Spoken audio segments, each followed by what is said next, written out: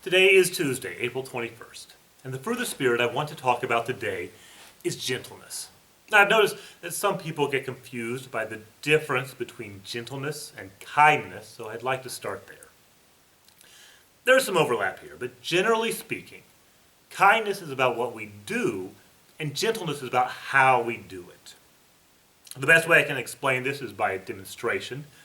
And to do this demonstration, I'm going to need to make up an imaginary friend. So, here's my imaginary friend. His name is Fluffy. Now, I could treat Fluffy in a way that is both kind and gentle. For instance, I could say to Fluffy, "Fluffy, you have an excellent singing voice." Now, that is kind and that is gentle.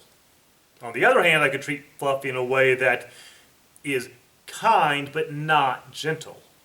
You can say, "Fluffy, your singing voice is excellent." Now, that is kind, but it's not gentle.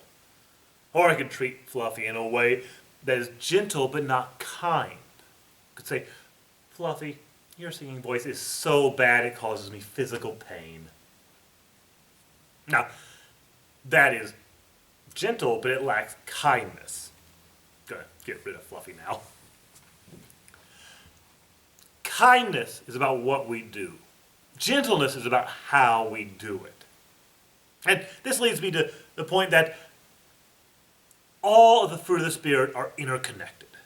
I talked about this when I talked about patience, but it's worth noting this is true for all the fruit of the Spirit. Notice that Paul talked about 9 different things here, but he called them all the fruit, singular, of the Spirit, not the fruits of the Spirit.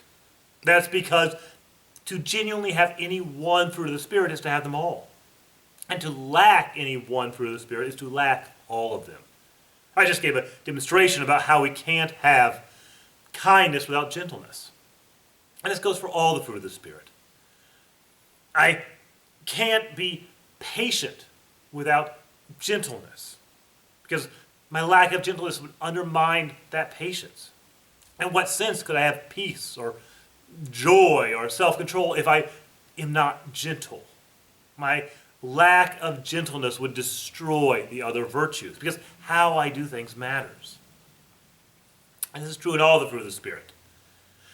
I can't have faithfulness without self-control, because I would only be faithful until my emotions or my desires got the best of me. I can't have gentleness without self-control, because my lack of self-control would destroy that gentleness. I can't have joy without peace, because my lack of peace would destroy my joy. I can't have goodness without peace, because peace is an essential aspect of goodness. And of course, I can't have any of the fruit of the Spirit without love, because they all go back to love.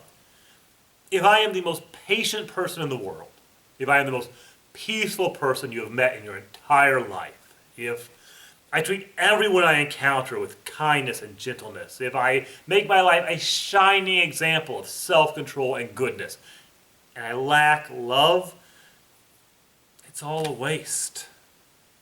And on the other side of this, if I don't have the other fruit of the Spirit, I can't really have love. The fruit of the Spirit are the ways that I show love. But without love, none of the other fruit of the Spirit matter. If I am self-controlled without love, then I'm really just selfish. If I am kind and gentle, but don't love the person I'm being kind and gentle towards, then I'm doing so for selfish reasons. All of the fruit of the Spirit are built towards love. And love is expressed through the other fruit of the Spirit. Our God has called us to be gentle. And remember, as with all the other fruit of the Spirit, gentleness is just one part of a bigger picture. May God be with you, and I'll see you tomorrow.